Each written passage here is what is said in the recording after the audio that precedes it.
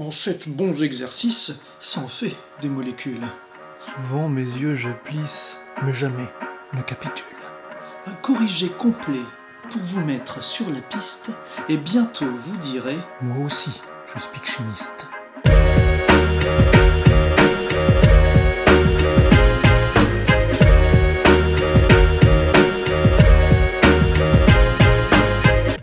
Premier pas vers la découverte de ces arcanes, il est bon de savoir bien nommer les alcanes.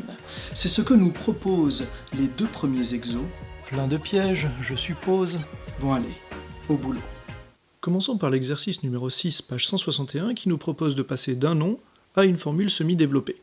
Les molécules qu'on va étudier ici sont des hydrocarbures saturés en hydrogène, et donc des molécules de la famille des alcanes.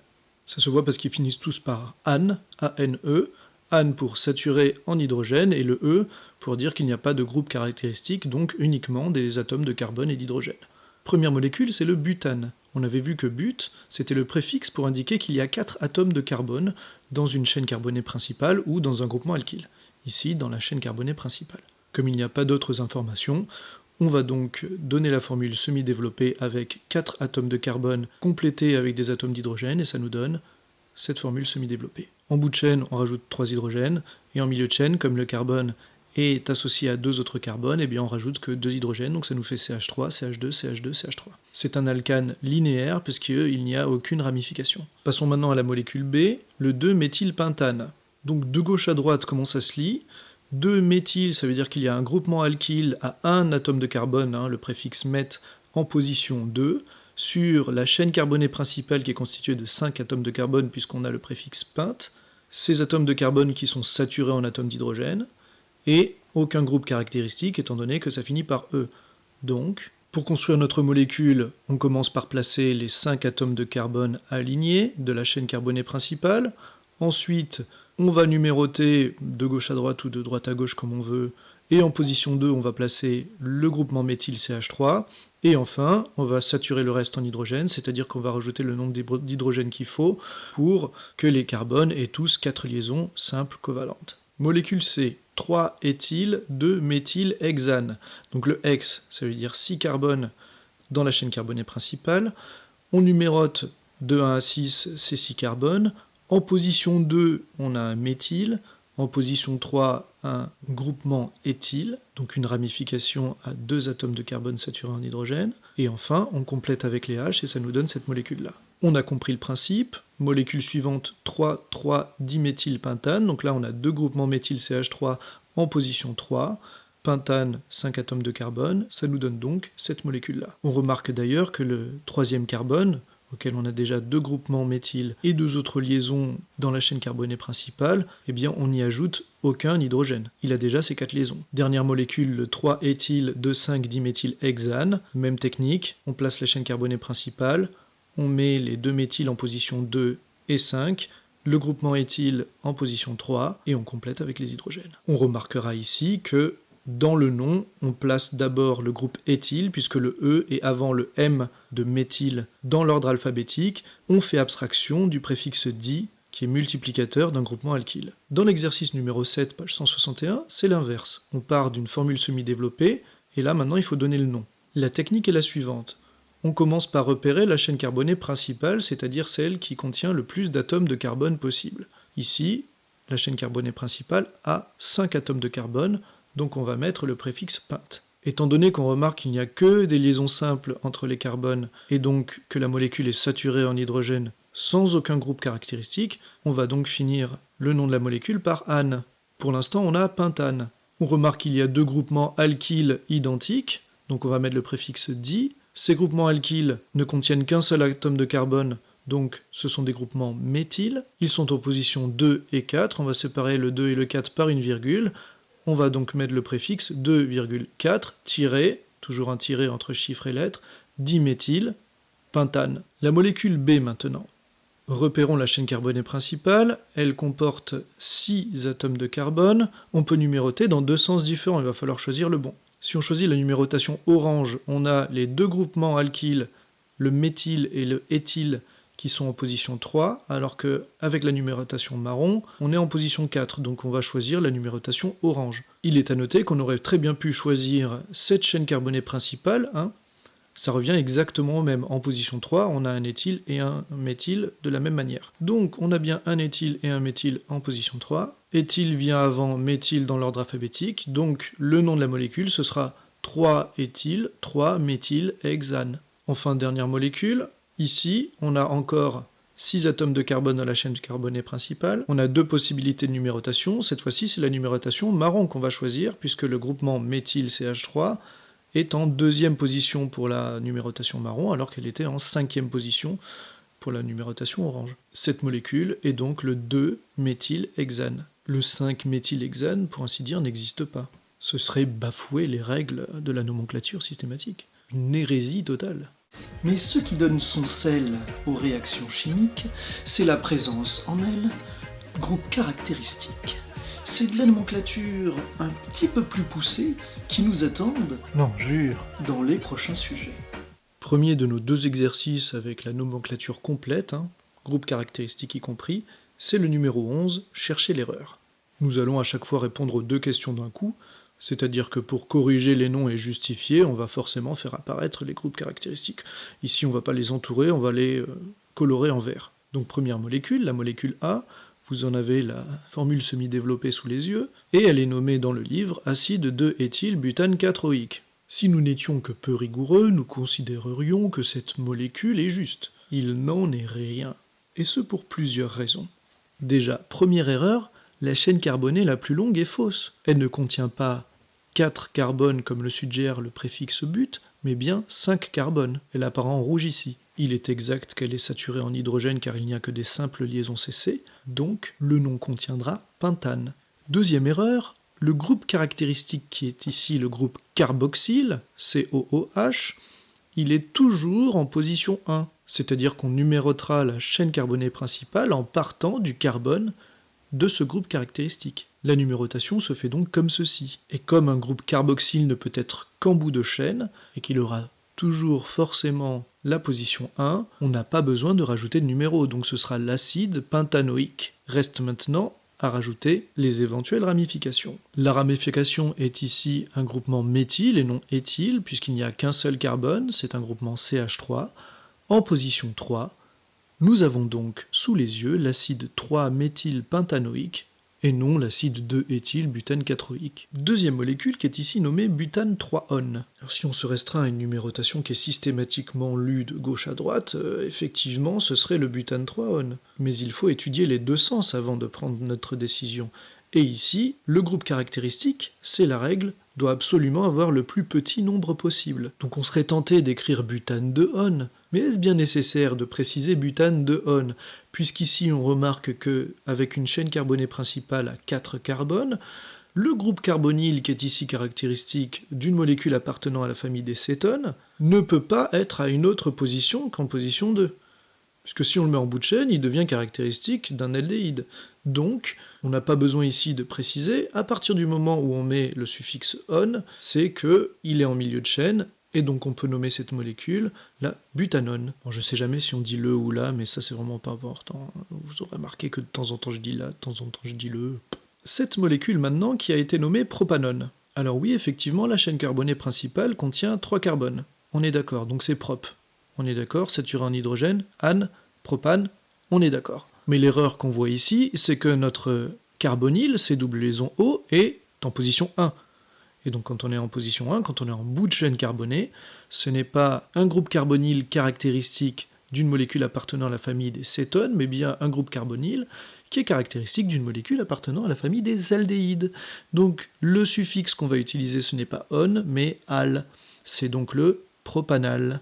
Et vous remarquerez que je me suis extrêmement bien retenu à faire toute blague concernant ce suffixe, car je suis quelqu'un de sérieux, moi.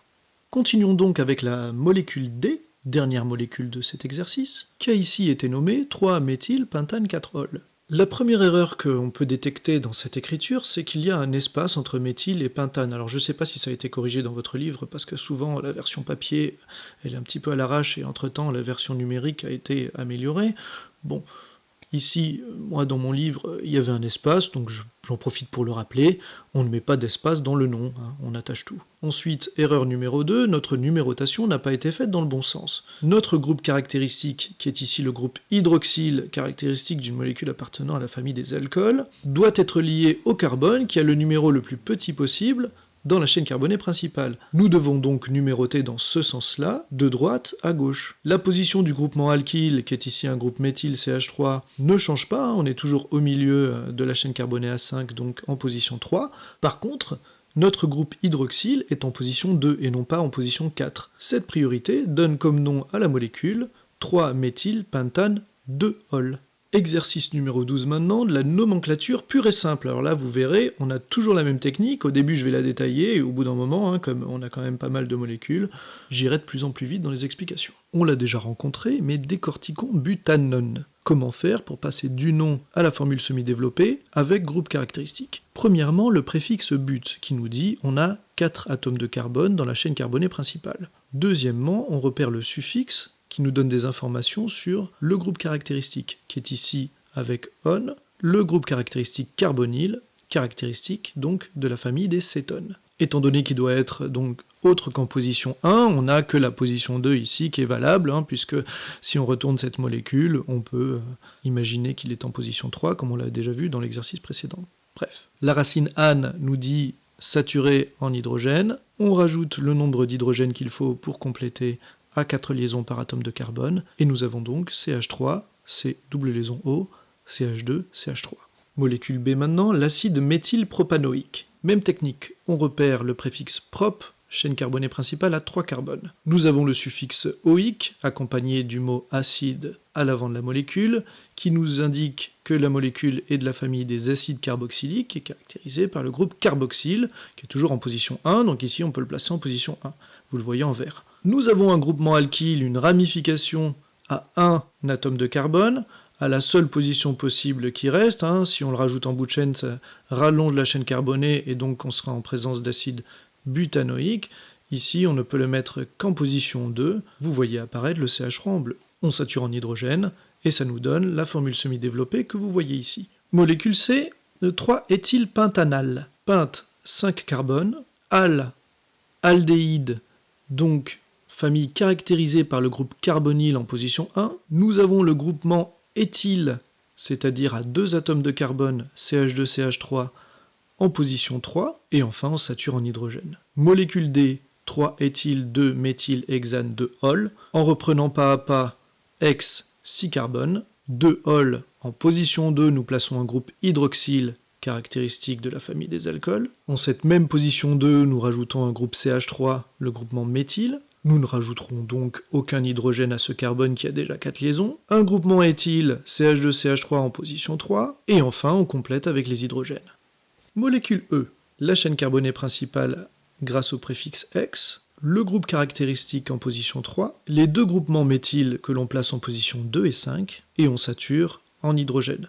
Vous remarquerez que dans cet exercice, pour nous faciliter la tâche, je numérote toujours de gauche à droite, mais vous pouvez très bien faire le choix de numéroter de droite à gauche. Pour ça, vous faites comme vous voulez, du moment que c'est juste et cohérent. La molécule F, vous la voyez sous vos yeux, et vous pourrez donc mettre sur pause si vous avez besoin de décortiquer, vérifiez juste que c'est bien ce que vous avez mis sur votre feuille. La molécule G, nous avons un groupement propyle, tiens, pour une fois, c'est assez rare. CH2, CH2, CH3, c'est un groupement alkyle avec 3 atomes de carbone, et donc ici on ne peut le mettre qu'au milieu. C'est pour ça qu'on ne précise pas que c'est en position 4.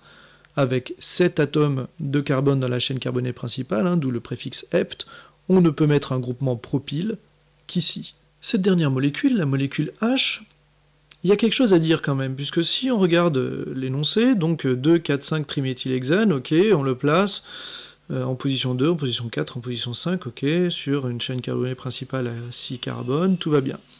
Tout va bien? Vraiment? Regardez, si on numérote dans l'autre sens, les positions deviennent 2, 3 et 5. Et 2, 3 et 5, globalement, c'est plus petit que 2, 4 et 5. Vous voyez comme quoi, même les profs qui ont rédigé le livre peuvent se tromper. Beaucoup de gens se trompent d'ailleurs. Mais nous, on se trompe pas, nous. Nous, on est supérieurs au reste du monde, nous. Parce que le reste du monde, c'est tous des grosses mous. Derrière le nom de spectroscopie infrarouge, franchement, vu les graphiques, Ça a l'air bien galère. Eh bien mon cher, tu te trompes. On est loin de la zone rouge. Je m'en vais te prouver que c'est facile à faire. Commençons par un exercice classique en spectroscopie infrarouge. Nous avons un spectre, nous avons 3 propositions de molécules. Il faut choisir la molécule qui correspond au spectre donné. Ce que je vous propose pour résoudre cet exercice, c'est d'étudier le tableau fourni et les différentes molécules données afin d'anticiper l'allure du spectre qu'aurait chacune de ces molécules. Pour pouvoir se visualiser le spectre infrarouge d'une molécule, il faut repérer son groupe caractéristique. Repérer le groupe caractéristique dans un nom, dans un modèle moléculaire ou dans une formule semi-développée, ça fait de toute façon partie de ce que vous devez savoir faire. Dans la première molécule, la molécule A, nous voyons acide oïque. Ce suffixe oïque précédé du mot acide, c'est le signe qu'il y a un groupe carboxyle dans la molécule. Et quand il y a un groupe carboxyle dans la molécule, nous voyons un pic, c'est-à-dire une bande fine et de forte intensité. Pour le groupe carbonyle, C double liaison O, entre 1600 cm-1 et 1800 cm-1 de nombre d'ondes, et aussi une bande OH très large et centrée sur 3000 cm-1, son aspect étant aussi modifié par la proximité avec le groupe carbonyle, puisque je vous rappelle que le groupe carboxyle, donc c'est COOH, C double liaison O, et à ce même carbone, vous accrochez un groupe hydroxyle OH. Dans la molécule B, dont on a le modèle moléculaire ici, nous avons un groupe hydroxyle, mais comme il n'y a pas l'influence du carbonyle, la bande est beaucoup moins large et centrée plutôt sur 3300 cm-1 au lieu de 3000 cm-1. D'ailleurs, j'oublie une petite boule là, mais elle réapparaîtra après, vous inquiétez pas. L'hydrogène sur le carbone qui n'a que 3 liaisons au milieu. Troisième molécule, dont on a la formule semi-développée, nous y voyons le groupe carbonyle, et donc ça, comme on l'a dit précédemment, nous avons un pic de forte intensité entre 1600 cm-1 et 1800 cm-1, et comme il n'y a pas d'autres groupes caractéristiques dans cette molécule, nous ne verrions que ça. Or, le spectre ici ne présente aucun pic entre 1600 cm-1 et 1800 cm-1, donc on peut éliminer les molécules A et C, il nous reste la molécule B, et on peut y voir d'ailleurs une bande plutôt large, mais pas trop, centrée sur 3300 cm-1. Vous voyez, souvent il n'y a pas énormément de possibilités.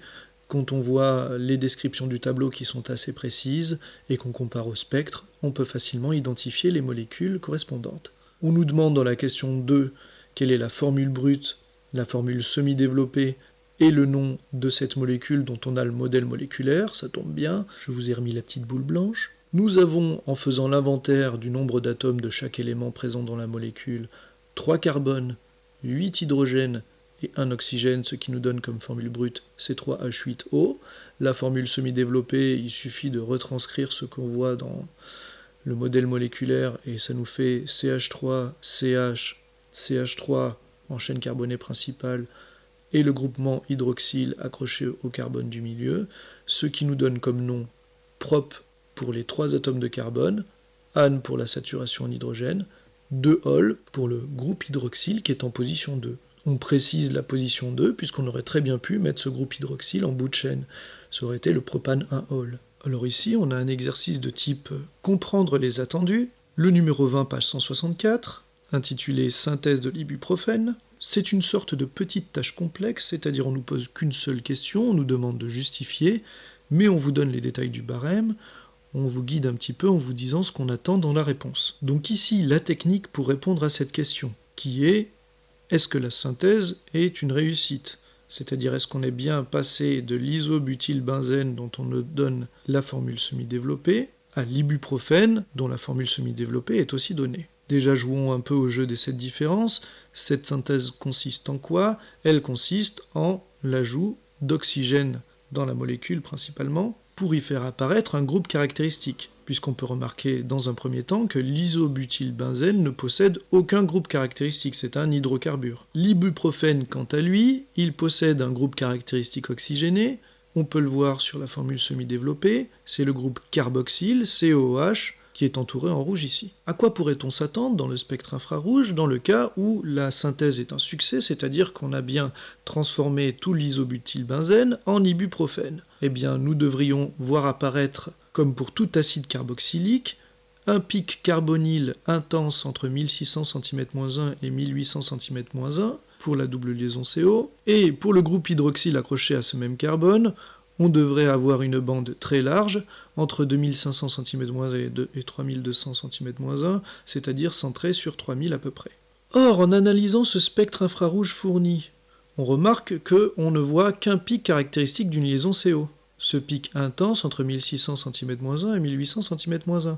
Mais on ne voit aucune bande caractéristique d'un groupe OH lié. On a seulement quelques petits pics vers 3000 cm-1, ce qui est sûrement dû, si on analyse de tableau, à quelques liaisons CH, étant donné que la molécule en contient pas mal. En conclusion, puisqu'on n'a pas le spectre infrarouge qu'on devrait obtenir dans le cas où tout l'isobutylbenzène s'est transformé en ibuprofène, on n'a même aucune trace de bande large caractéristique du groupe hydroxyle qu'il y a dans le groupe carboxyle de la molécule d'ibuprofène. Donc, nous avons obtenu lors de la synthèse une molécule un peu intermédiaire qui aurait un groupe carbonyle, mais c'est tout. Donc, comme on n'a ni l'isobutylbenzène de départ, puisqu'on a quand même ce pic, ni l'ibuprofène qu'on est censé avoir, puisqu'on n'a pas la bande caractéristique, eh bien, c'est que la synthèse est un échec, on a formé quelque chose d'autre. Dis, t'as pas du feu ? Je vais faire une pause de toute poésie et retourner à la prose car il y a un souci. Est-ce que t'as bien vu l'énoncé de l'exercice 23 qu'on va corriger là ?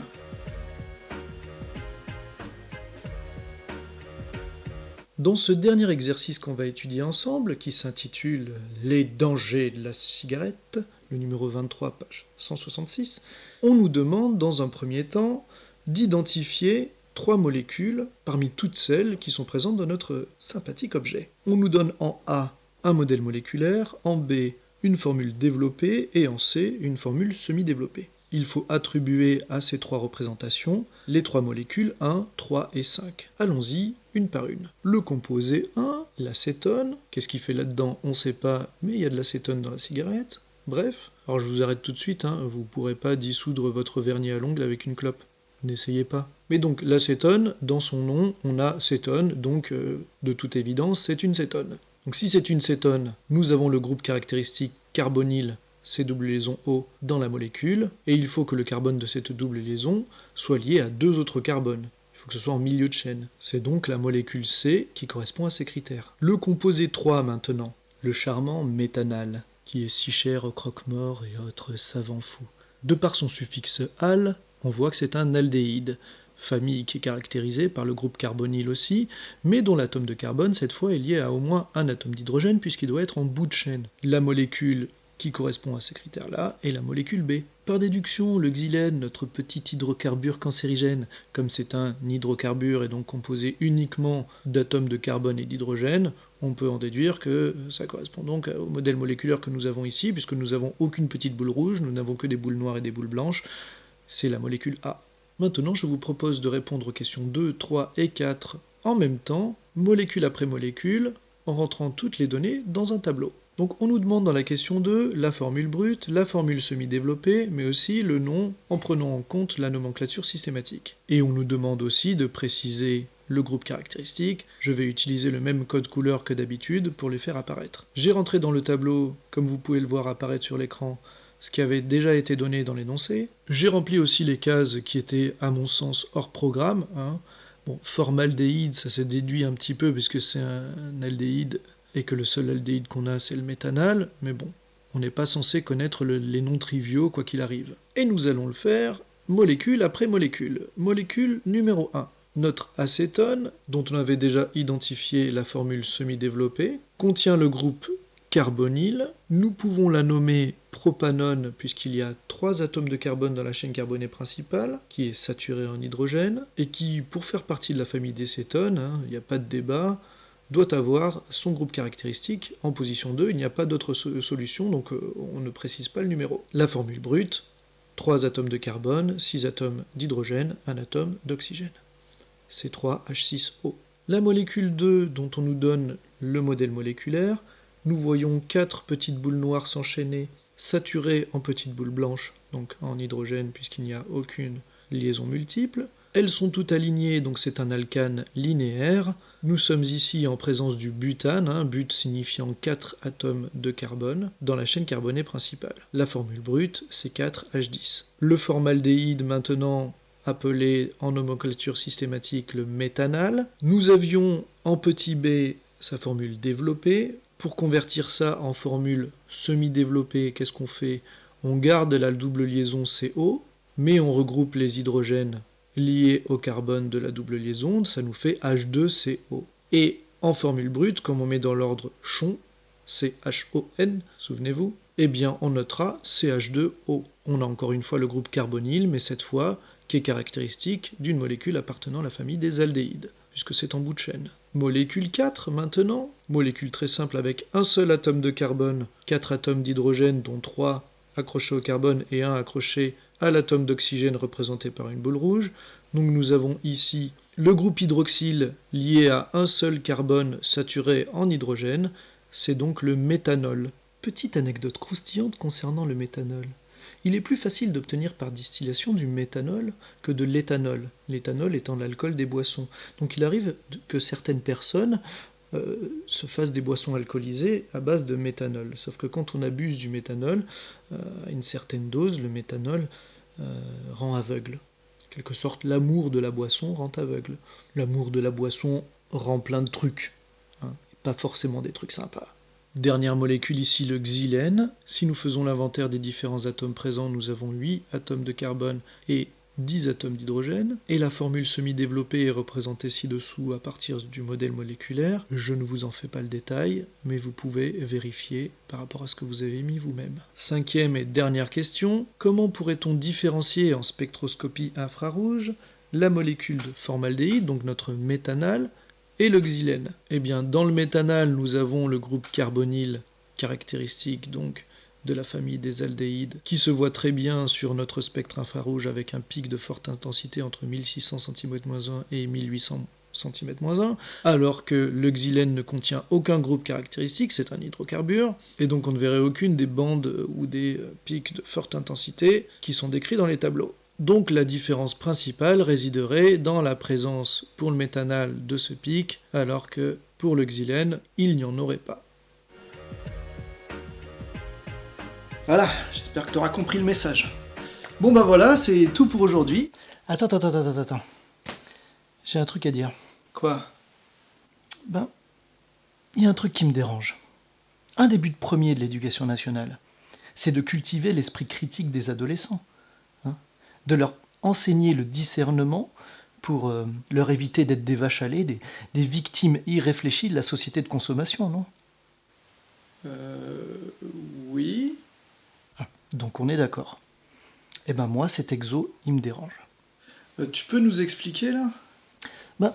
Parce que le document est tiré d'une campagne qui, même si elle est à vocation préventive, reste une campagne publicitaire. Et elle utilise tout ce qui fait de la publicité un outil de manipulation.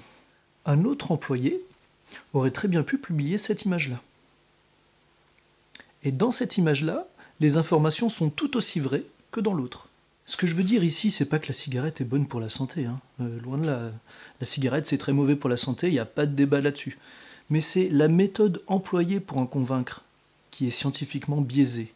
Ce n'est pas la simple présence de ces molécules qui rend la cigarette mauvaise. Parce que des mauvaises molécules, on en consomme tout le temps, on en a dans le corps, il y en a partout. Mais c'est le fait qu'elles contiennent des substances qui rendent dépendant, et donc qui poussent le consommateur à en abuser. En science, on apprend que toute substance, quelle qu'elle soit et quelle que soit son utilisation commune, peut être potentiellement dangereuse pour la santé si on n'en respecte pas les doses. On peut tuer quelqu'un avec de l'eau.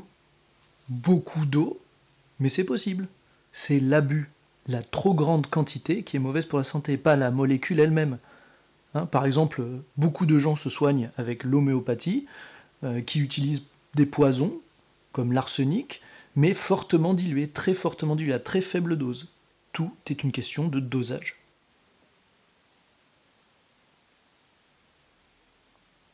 Bon allez, cette fois c'est moi qui vais conclure du coup. Portez-vous bien, ne fumez pas, et à bientôt.